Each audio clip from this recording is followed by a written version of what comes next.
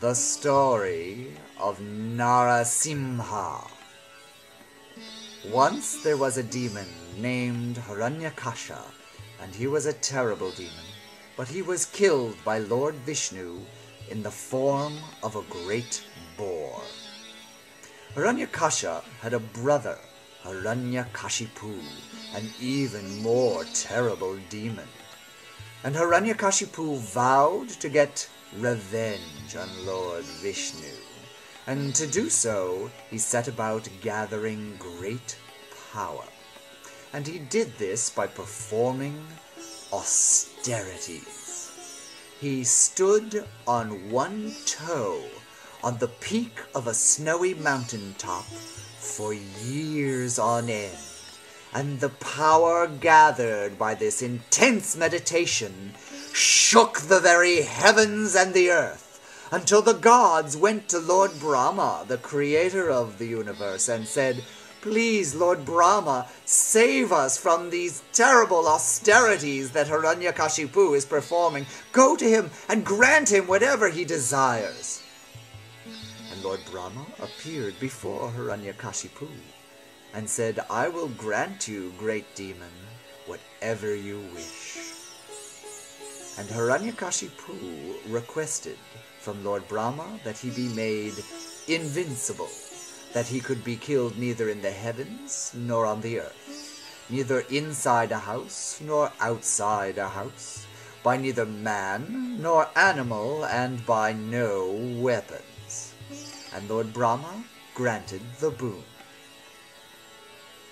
Hiranyakashipu wasted no time in conquering the demon world, the earth, and the heavens, so that even the gods had to bow down before him.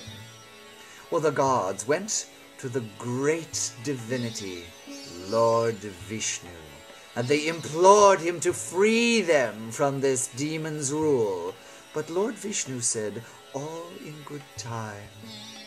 He will give birth to sons, one of whom will be devoted to me, and when he abuses that son, then will I kill him." And true to Vishnu's word, Hiranyakashipu gave birth to 4 sons, the eldest of which was named Prahlad. And Prahlad was indeed devoted to Lord Vishnu. One day when Prahlad was a young man, Hiranyakashipu called him into the court.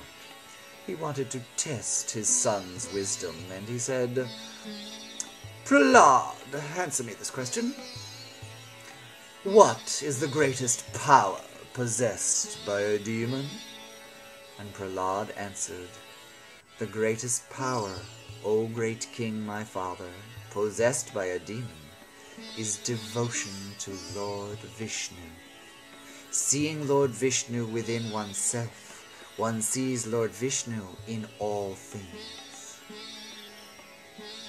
Hiranyakashipu was not pleased. He grabbed Prahlad by the scruff of the neck and dragged him across the floor back into the classrooms where he had been taught, and threw him back to the teachers and said to the frightened teachers, "You teach my son the correct answers to my questions, or in 3 weeks I will kill you." 3 weeks went by, and Hiranyakashipu called Prahlad back into the court, expecting answers of warfare and blood, and he said, "Prahlad, answer me this question. What is the greatest and most terrible resource a demon possesses?" And Prahlad answered, "O great king, my father, the greatest resource possessed by anyone is devotion to Lord Vishnu. Singing the names of Lord Vishnu, one evokes a joy that floods one's senses, purifying them, so that focus on Lord Vishnu. One sees Lord Vishnu in all people and recognizes the unity of the universe." Hiranyakashipu was furious, and he threw his son Prahlad to the floor, and he got all of the demon courtiers to beat Prahlad senseless. and dragging him back into the classroom, he threw him to the teachers and said, "What are you doing?" The teachers, shaking, said, "We have taught him all the proper things, money and which stocks to buy, and how to look at pretty paintings in museums, and how to woo women, all of the valuable lessons of life."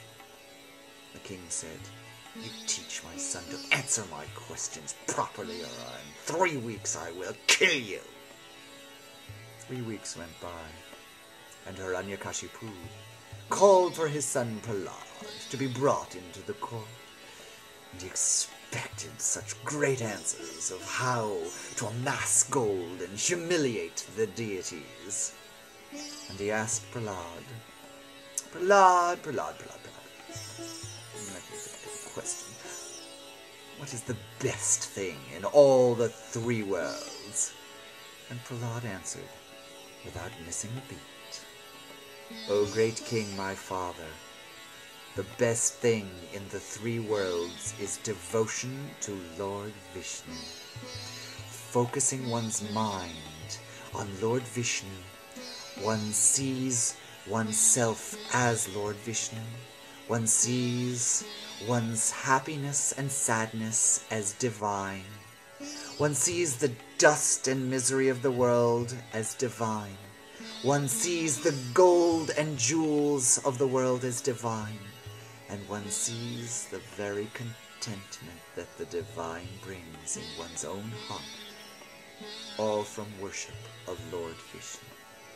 Hiranyakashipu was beyond himself with fury, and he grabbed his son by the throat, and right before he was to rip his throat out of its neck, he wanted to shame his son one last time, and he said, "Prahlad, your Vishnu is in nothing, not even in as so much as this pillar." And he struck a pillar in the courtroom made of solid rock, and it cracked open and shattered. And there, in the middle of the pillar, stood Lord Vishnu in the terrible form of Narasimha, half man, half lion, neither man nor animal. And Narasimha grabbed Hiranyakashipu and took Prahlad from his grasp and laid him at his own feet. And he took Hiranyakashipu and strode to the doorway of the palace, and he placed the demon in his lap, neither in the heavens nor on earth. And then, in the doorway, neither inside nor outside the house, he tore the Demon King open with his claws. No weapons, but razor-sharp talons with which he pulled out Hiranyakashipu's organs until the bleeding, twitching demon expired. Lord Vishnu went to Prahlad and granted him a boon. And Prahlad, contemplating what he would ask from the great Lord, finally responded, "Though I desire nothing, please grant me this boon, that my heart will always be free from desire." Lord Vishnu granted the boon, and Prahlad spent the rest of his days ruling the earth in wisdom and teaching devotion to Lord Vishnu within oneself and in all things.